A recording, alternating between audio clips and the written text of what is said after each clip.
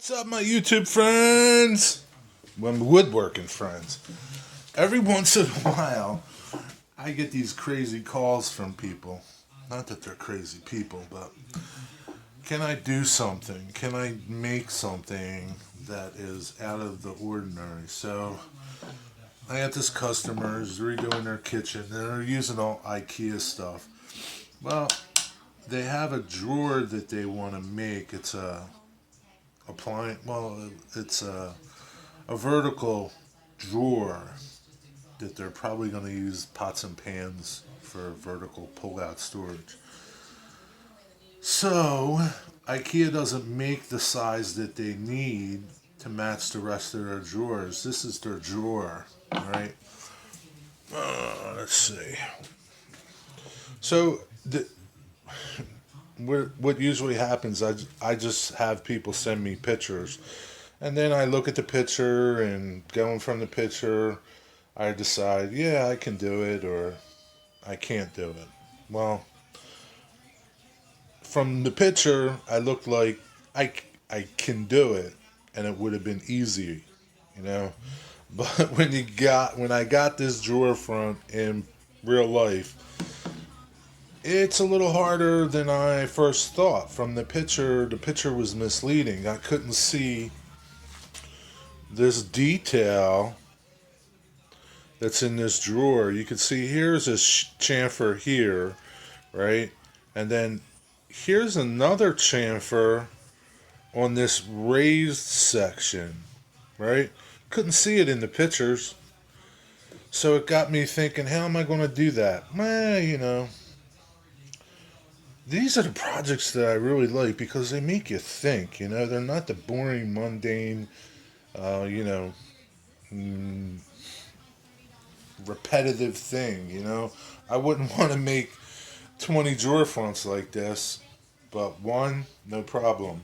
So what I did was figured out what this uh, measurement was that would be relieved from the surface to create this raised panel. So I figured that out. Just took some calipers, measured them. It doesn't have to be exact, but close enough. I told her, I said, it might be hard to do, but you know, you get through things, right? So what I did was, you see on this board here, I established that area, that raised section, right? Basically got my height that I wanted, and I established this on my router table, right? I don't care about all that because that's going to get chamfered too. Then I took a marking gauge that has a cutting wheel, right? And I scored the surface so I didn't get a lot of tear out, because I do want that line to be crisp, somewhat. And now, what I did, was took this little scrap from it and made a sample. So you can see here, if it focuses, that here's my line here. This is going to get chamfered, this edge, right? So this is going to get pulled back, this face here, right? So I just took a little shoulder plane, and established this chamfer, this raised panel chamfer, right? And this is the second time. This is a little tiny Veritas uh, shoulder plane. And it's really meant to be a souvenir. Well, like a toy, like a souvenir. But guess what? This is the second time that I've had this plane that I used it. It's functional. It works, right? But it's so tiny. Like that's the miniature, and that's the full size version. It's huge, right?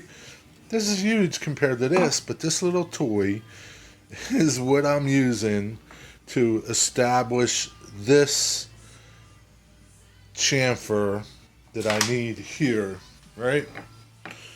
I'm using this, and what I'm doing is just I can't really do it with the camera in the way, but what I'm doing is just taking the plane, holding it on an angle. I'm taking really light passes and going down. And you can count the amount of passes that you make to make it consistent, or you can use your eye to figure it out. But whatever works for you. So I have a little setup here to keep me stable.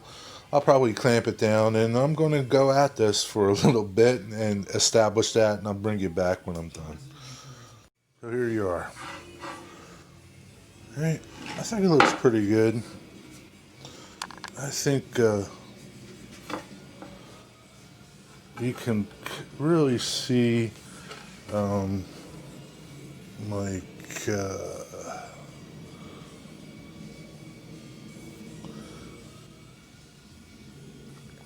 you can see it here, right? See how that corner comes up really crisp? That's what you want, right? You want that corner, focus, to come up nice and crisp, right? Where those chamfers meet. And now the rest of this chamfer that I'll make, go back to the router table, put a chamfer bit in, and sneak up on this outside chamfer. And that's pretty straightforward. But this little plane come to the rescue again. Haven't used it in probably 10 years. But see, when you have the right tools, it really helps, because this will do it, but what it was doing was really leaving a travel line in this face here, in this face, and I kind of didn't like that. I mean, you can clean it up with this, you know, this would fit right in there and clean up that travel line, you know, this shoulder plane, right? But this little guy, he came to the rescue again. Thank you, little fella. Well, there it goes, man. Did a couple passes on the router table to get this. You want to sneak up on it. You don't want to just hog off all this material. But see, nice, clean, crisp corners everywhere. Considering this is a machine joint, this is a hand joint, looks pretty good. I think they look pretty good. I think she's going to be very happy. So I'm just going to give it a sand, ease all these sharp edges, cut them back a little bit, and call it good, man. I think it looks good. I think it's going to be a hit. So this is, you know, these are projects that I enjoy. It's a small little project, but it's fun. Hand planing is a relaxing shop chore to me, because it's quiet and you're in total control of how things come out. Hey, I hope this helped you look at another way to do a project. That, you know, if you didn't have this, you would do something else. You know, I would have used this, you know. But I had this, and, you know, sometimes having that special tool for a job pays off. You might not think it does, but it's good to have a lot of tools in your tool belt. Be well, be blessed. Until the next time. Be safe on your job site and in your shop. God bless you. See yous.